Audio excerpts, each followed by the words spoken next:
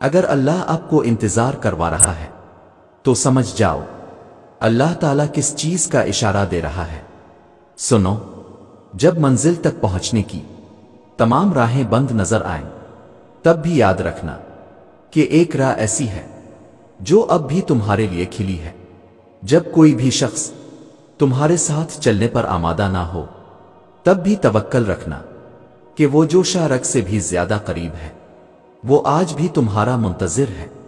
تمہارا صدیوں کا کام، اس کے ہاں ایک لمحے کا قصہ ہے، تمہاری عمر بھر کی ریاضتیں اس کے لیے ایک کن کی بات ہے۔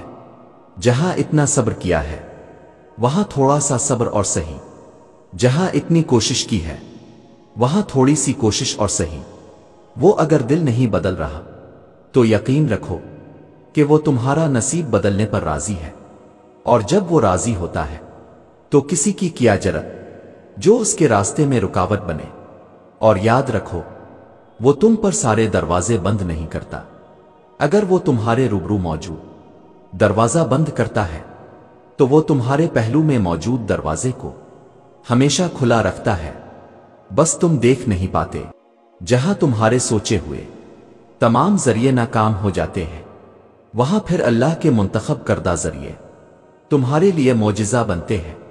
جب زندگی تمہیں بے ترتیب کر کے رکھ دیتی ہے تب اللہ خود تمہیں دعاؤں کو ترتیب دینے کا ہنر سکھا دیتا ہے۔ تو پھر ان راستوں پر مت گھبراؤ جو تمہاری چاہت کے مطابق نہیں ہے، بلکہ ان منزلوں کا انتظار کرو جن تک یہ راستے تمہیں لے جا رہے ہیں، جو تمہاری رضا کے عین مطابق ہیں۔ بس تمہیں یقین رکھنا ہے کہ جو اس سے مانگ لیا جائے وہ مل کر رہتا ہے، پھر وہ تمہیں وہاں سے دے گا کہ تمہاری دعائیں بھی حیران ہو جائیں گی۔ سنو، تم جتنی دفعہ دعا مانگتے ہو اللہ اتنی دفعہ تمہیں تمہاری دعاؤں کے جواب دیتا ہے۔ تم یہاں ایک قطرے کے لیے رو رہے ہو جبکہ تمہارا رب تو تمہیں 7 سمندر عطا کرنے پر بھی قدرت رکھتا ہے۔ تمہارا کام بس دعا کرنا ہے، عطا کی تدبیریں وہ خود بناتا ہے۔ انسان یقین رکھے تو کیا کچھ نہیں ہو سکتا۔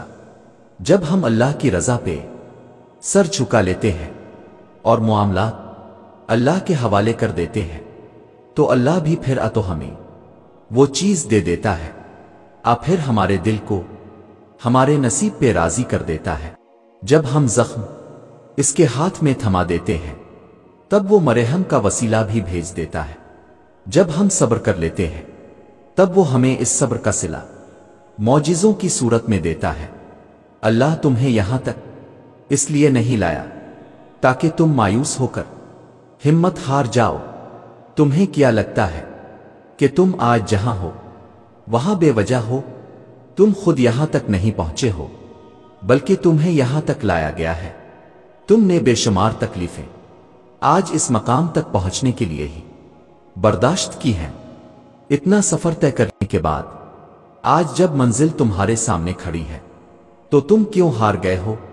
اتنے کٹھن صبر کے بعد اب جب صلہ ملنے کا وقت آیا ہے تو کیوں راستے میں ہی ٹھہر گئے ہو؟ اٹھو، اب تو سفر ختم ہونے کو ہے۔ اب تم منزل کے نہیں بلکہ منزلیں تمہاری منتظر ہیں۔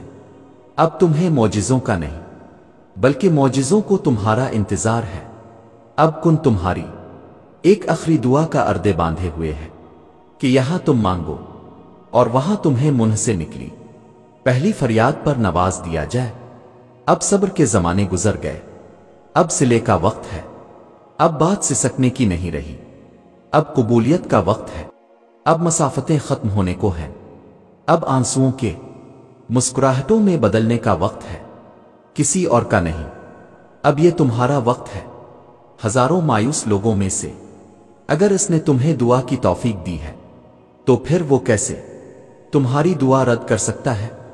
جس نے دعا کا حکم دیا ہے اس نے قبولیت کا وعدہ بھی کر رکھا ہے، تو پھر اس دل کو منا لو یقین پر اور اس کو اپنی رضا میں راضی کر لو۔